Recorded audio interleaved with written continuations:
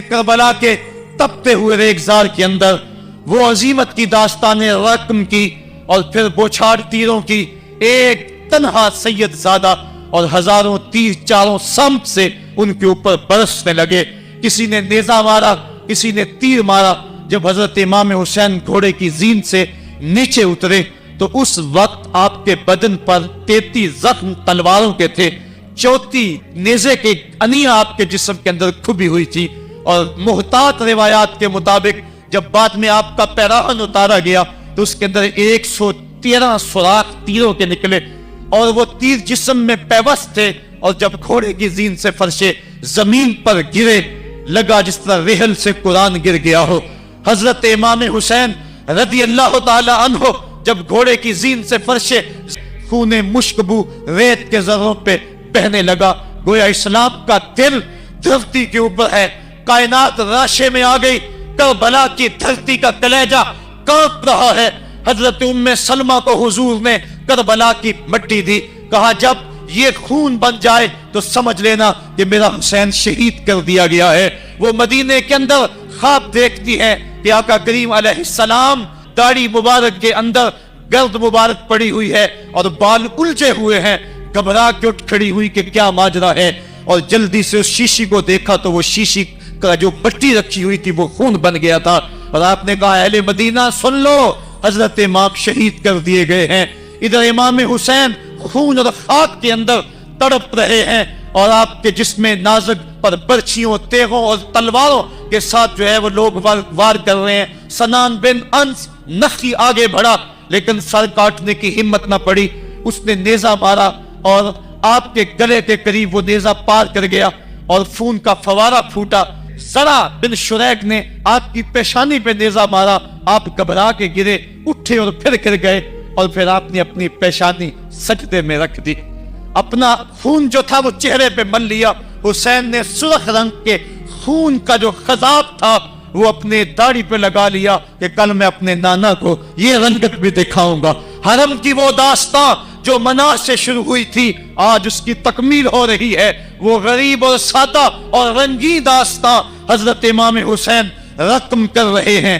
खून से दाढ़ी रंग गई और आपके माथे के ऊपर रवा बिन शुरैक ने वो जो नेजा मारा था उससे आप संभल न सके, उठ के फिर नीचे गिरे, पेशानी को सजदे में रखा और सजदे में रख के अल्लाह की वारगाह में आखिरी लफ्ज जो मेरे इमाम की जुबान से निकले दिलों की तख्तियों पे नोट कर लो और देखो।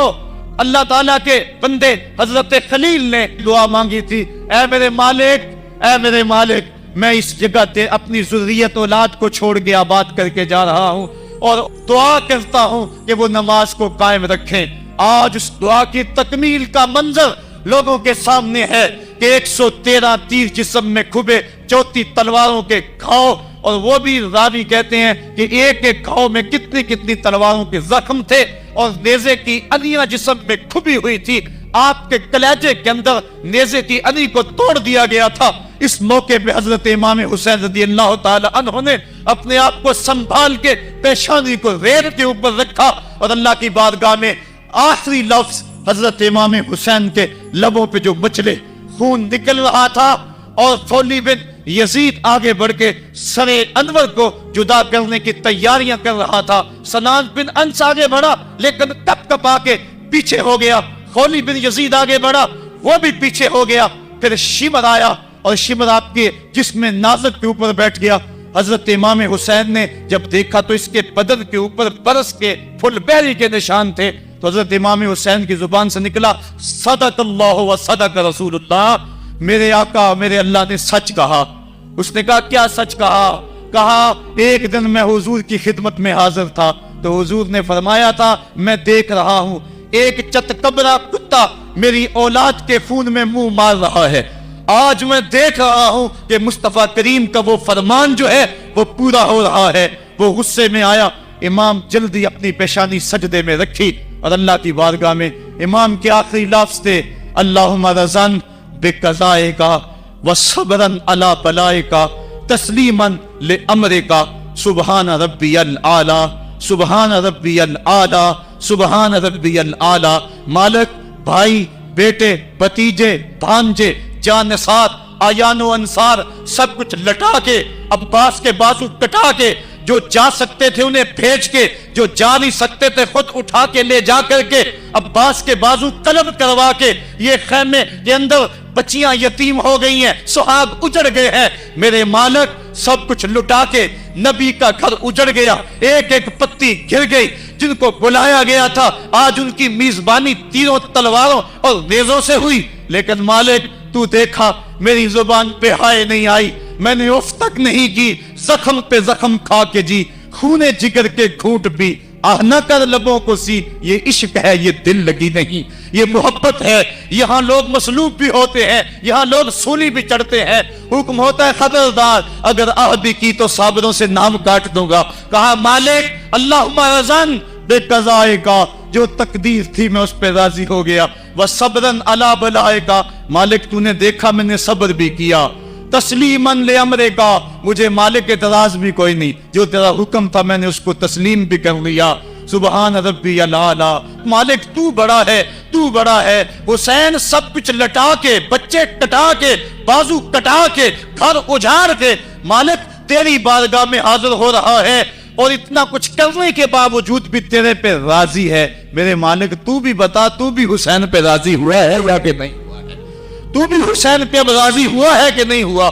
آواز آئی اس پیاسے پر علی شیر خدا کو ناز ہے، اس نواسے پر محمد مصطفیٰ کو ناز ہے، اوروں نے بھی سجدے کیے پر اس کا جب انداز ہے، اس نے وہ سجدہ کیا جس پر خدا کو ناز ہے۔ اے حسین ابن علی تم پر سلام، میرے ساتھ مل کے کہہ دو، اے حسین ابن علی تم پر سلام، اے حسین ابن علی تم پر سلام، یہی وقت تھا جب خاندان نبوت لٹ رہا تھا، دوپہر کا وہی سما، وہی لمحے، ان ہواؤں کو ہاتھ جوڑ کے کہو ہمارا سلام کربلا والے آقا کے حضور پہنچا دے، اور عرض کرو اے حسین ابن علی تم پر سلام، نازش آل نبی تم پر سلام، تم پہ لاکھوں رحمتیں لاکھوں سلام، اے شہیدان محبت کے امام، لالا گوں لالا بدن لالا کفن، اے چمن اندر چمن، زندگی ہی زندگی تیری حیات، اے حیات اندر حیات، افتخار ملت بیضا ہے تو، رب کعبہ کی قسم یکتا ہے تو، فخر کا دل میں دریچہ باز کرنا چاہیے، جن کا تو آقا ہے ان کو ناز کرنا چاہیے۔ ہم واہ حسین والے ہیں، آ حسین والے نہیں ہیں، واہ حسین تیری عظمتوں کو سلام، کو ہمالیہ کا کلیجہ بھی پھٹ جاتا، شک ہو جاتا، لیکن اتنے زخم کلیجے پر جوان بیٹے کی لاش کو کندھوں پہ اٹھا کے لانا کوئی مذاق تو نہیں ہے۔ حضرت امام حسین نے جبر کے خلاف کھڑے ہو کر قیامت تک کے لیے راہ عمل چھوڑا۔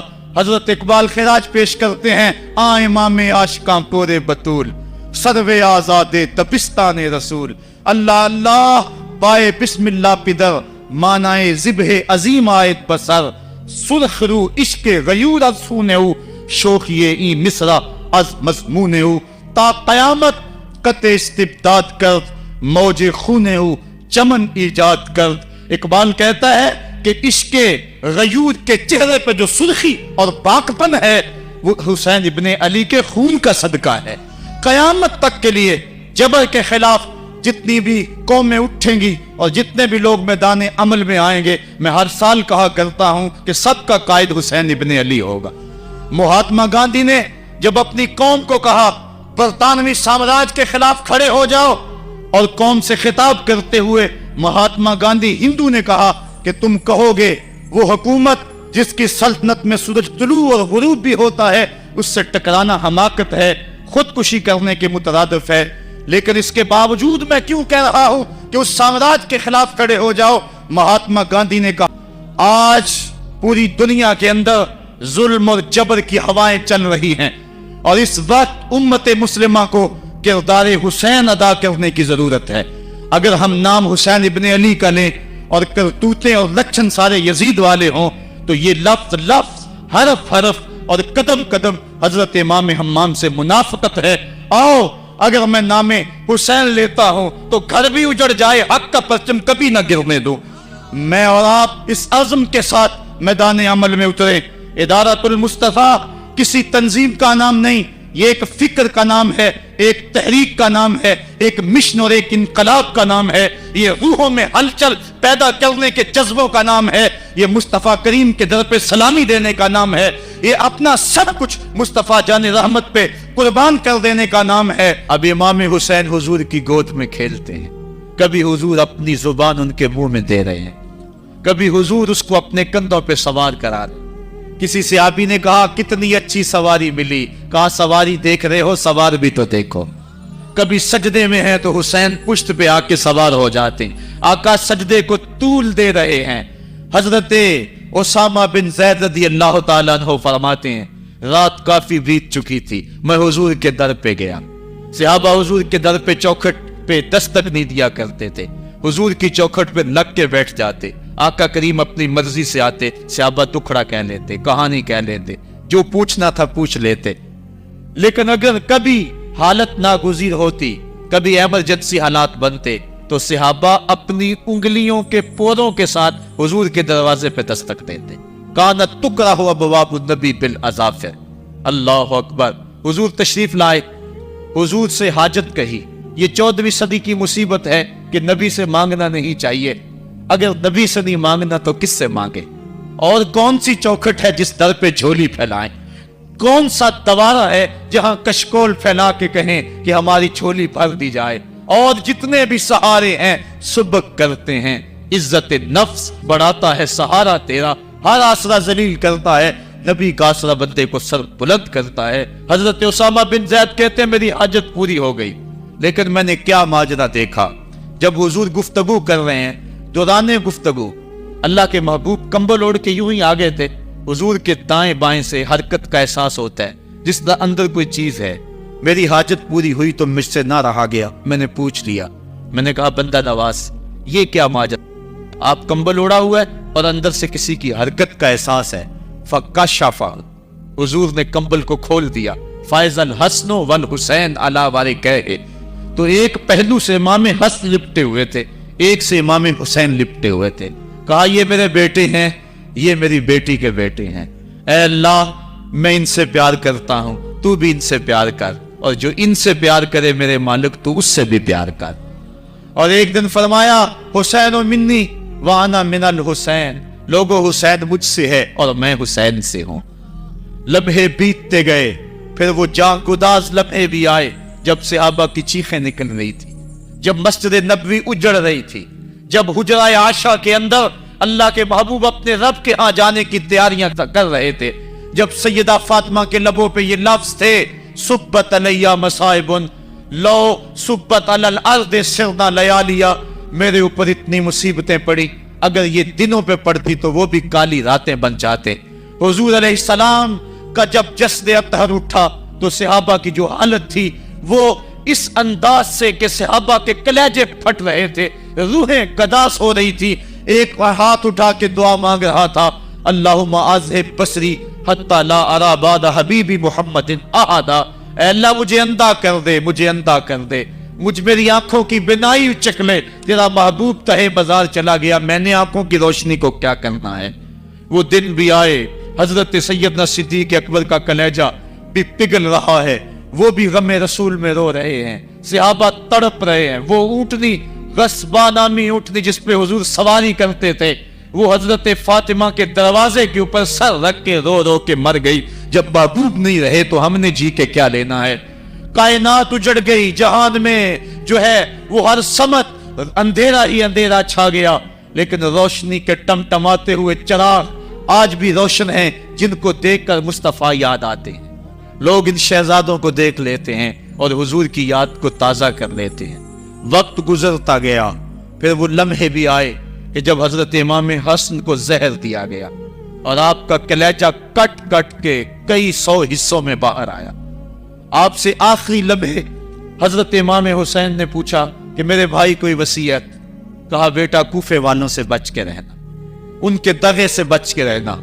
لمحے بیت گئے، 60 ہجری کو یزید تخت نشین ہوا، تخت نشین ہو گیا تھا، لیکن اس نے یہ چاہا کہ حضرت امام حسین رضی اللہ تعالی عنہ میرے لیے بیعت کر لیں، اور اس نے مدینے کے گورنر ولید بن عقبہ کو خط لکھا اور خط کا مضمون یہ تھا کہ امام حسین کو بلاؤ اور میرے لیے بیعت لو، اور اگر وہ بیعت نہیں دیتے تو اس خط کے جواب کے ساتھ ان کا سر بھیج دو۔ ولید بن عتبہ محب اہل بیت تھا، اس نے رات کی کافی تاریکی کے اندر حضرت امام حسین رضی اللہ تعالیٰ عنہ کو پیغام بھیجا۔ حضرت امام حسین نے حضرت عبداللہ ابن زبیر سے مشورہ کیا، انہوں نے کہا اس وقت گورنر کا بلانا خیر نہیں، صبح جائیں گے۔ آپ فرمایا نہیں میں بھی جاتا ہوں۔ کچھ سواروں کو ساتھ لیا، کہا تم باہر کھڑے ہو جانا دارالامارت کے، اگر میں آواز دوں تو تم دوبارے پلانگ کے اندر آ جانا۔ ولید بن عتبہ کے پاس امام حسین پہنچے، آپ نے کہا کہ سناؤ کیا معاملہ ہے؟ تو اس نے کہا کہ یہ خط ہے جو یزید نے بھیجا ہے۔ آپ نے فرمایا کہ میں صبح بتاؤں گا۔ ولید بن عتبہ نے کہا ٹھیک ہے۔ امام حسین پلٹنے لگے تو مروان بن حکم جو پاس بیٹھا ہوا تھا گورنر کے، کہنے لگا یہ چلے گئے تو دوبارہ ہاتھ نہیں آئیں گے، اب موقع ہے، اب ان کو پکڑ لو اور ان سے زبردستی بیعت لے لو۔ یہ بات حضرت امام حسین کے کانوں میں پڑی، آپ پلٹے، نیام سے تلوار نکالی، حیدری کچھار سے محمدی شیر نکل آیا، اور حضرت امام حسین رضی اللہ تعالیٰ عنہ نے اس وقت جو جملے کہے، تاریخ کے اوراق کے اندر وہ جملے محفوظ ہیں۔ حضرت امام حسین نے کہا ایھا الامیر، اے امیر تو جانتا نہیں ہم کون ہیں؟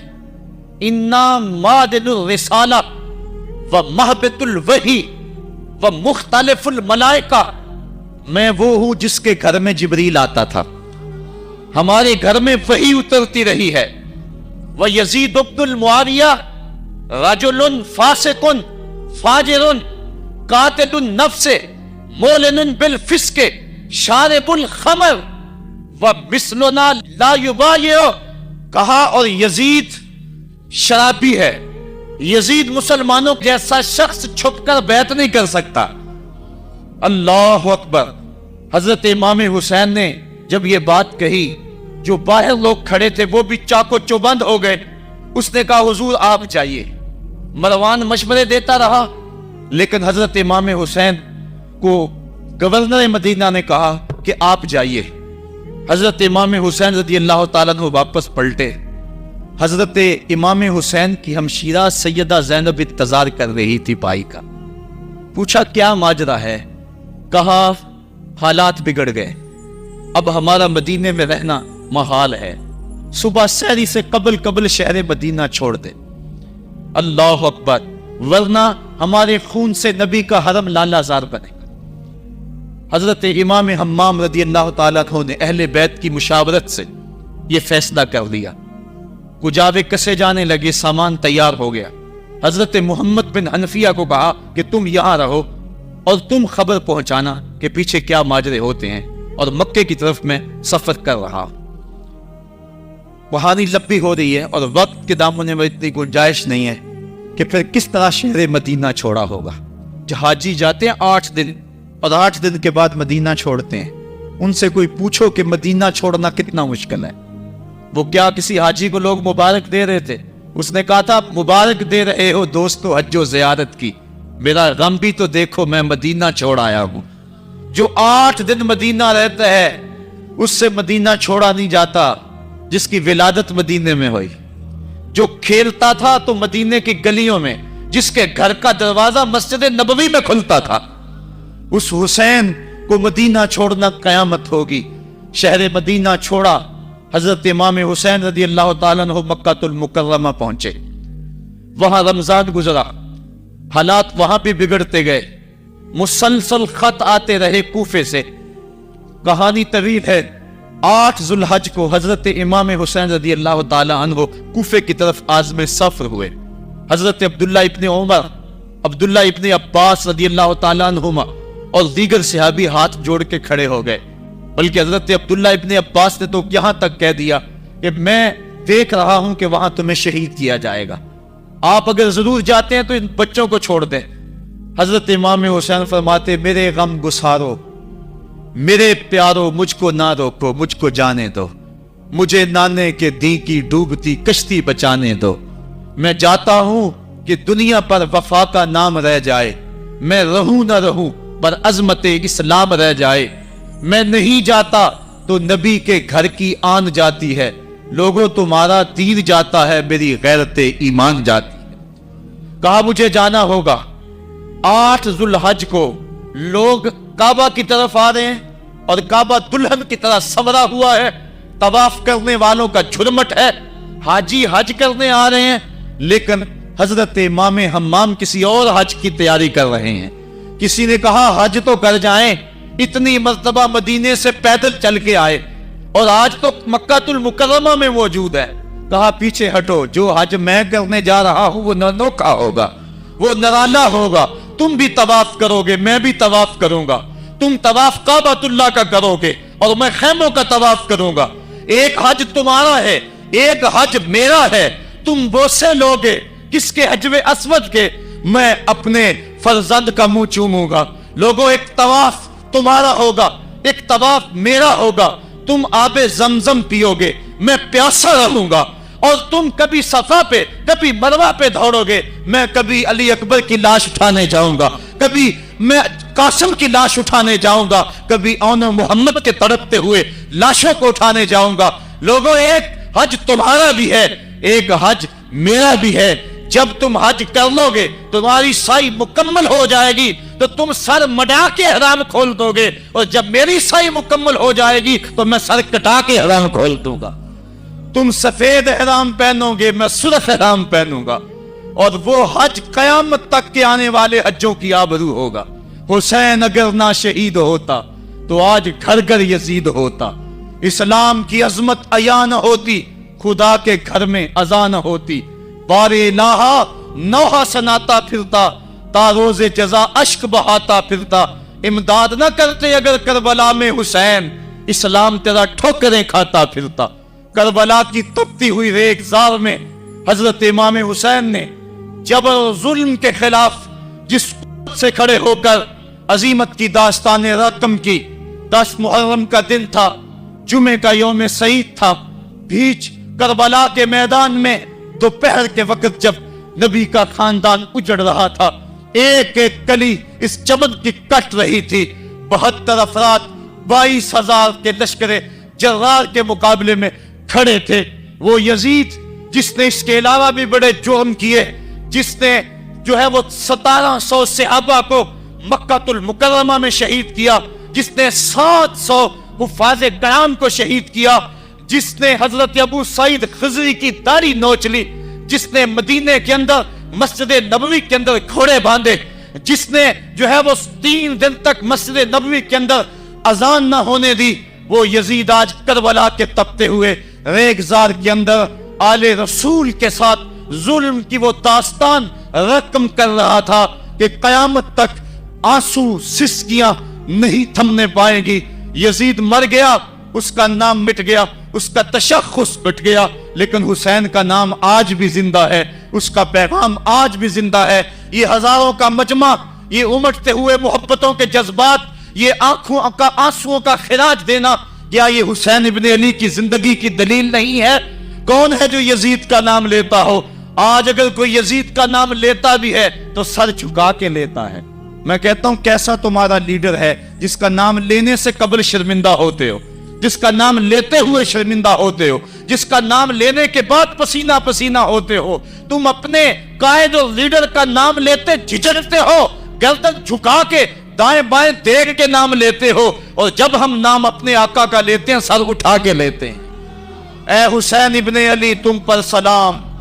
صاحبو, کربلا کا تپتا ہوا منظر ہے, اتنے دکھ آ گئے. حضرت سری سفتی رضی اللہ تعالیٰ عنہ فرماتے ہیں کہ اللہ تعالیٰ نے جب کائنات کو بنایا, انسانوں کو تخلیق کیا, تو انسانوں کو پوچھا بتاؤ تم میرے ہوگے؟ سب نے کہا مالک ہم تیرے ہیں. لیکن جب دنیا کو پیدا کیا تو 9 حصے دنیا کی طرف ہو گئے, ایک حصہ اللہ کی طرف رہ گیا. پھر جب عقبہ کو پیدا کیا جو 10واں حصہ تھا, اس میں 9 حصے پھر آخرت کی طرف ہو گئے, جنت دوزخ کے لالچ میں ہو گئے, اور ایک حصہ صرف کہنے لگا نہ ہم جنت کو دیکھتے ہیں نہ دوزخ کو دیکھتے ہیں, مالک ہم تو تجھے دیکھتے ہیں. پھر جب اللہ تعالیٰ نے بلاؤں کو پیدا کیا، آزمائش اور امتحانوں کو پیدا کیا، تو 10ویں حصے کے اس 10ویں حصے میں پھر 9 حصے جو ہے وہ ہٹ گئے۔ ایک حصہ ایسا تھا جس نے گردن جھکا کے کہا زمین و آسمان کی بلائیں بنا کے ہمارے گلے کا میں وہ منظر رقم ہونے والا ہے۔ ایک قربانی منا میں ہوئی تھی، غریب و سادہ اور رنگی ہے داستان حرم، نہایت اس کی حسین اور ابتدا ہے اسماعیل۔ وہاں دمبا آ گیا، آگے 100 اونٹ آ گئے، اور آج اللہ اکبر حضرت امام حسین کربلا کے تپتے ہوئے ریگزار میں 22,000 کے لشکر کے سامنے کھڑے۔ کہا لوگو میرا حق پہچانو، میرے خون سے اپنے ہاتھ نہ رنگو، مجھے پہچانتے ہو کہ میں کون ہوں؟ کہا لوگو جلدی نہ کرو، میرے حق کو پہچانو، اس وقت روئے زمین پر کسی نبی کی بیٹی کا بیٹا موجود نہیں ہے، لوگو میرے راستے سے ہٹ جاؤ اور میرے خون سے اپنے آپ کو ابدی بدبختیوں کا شکار نہ کرنا۔ بلکہ آپ نے نام لے لے کے فرمایا کہ اے زید بن حارث، اے ابن دبی، اے ابن جبیر، اے فلاں فلاں، نام لے کر کہا تم نے خود ہی خط لکھے تھے۔ انہوں نے کہا ہم خط نہیں لکھے۔ آپ نے وہ چمڑے کا تھیلا تو اس کو الٹ دیا، کہا یہ تمہارے خط ہیں اور آج تم مکر گئے ہو۔ انہوں نے کہا کہ سیدھی بات ہے، یا تو بیعت کرو اور یا پھر مرنے کے لیے تیار ہو جاؤ۔ حضرت امام حسین نے کہا کیسی بات کرتے ہو، اگر میں نے بیعت کرنی ہوتی تو مدینہ کیوں چھوڑتا، اس جائے پناہ کو کیوں چھوڑتا؟ دولت کی تجوریاں کھول دی گئیں، پیشکشیں کی گئیں۔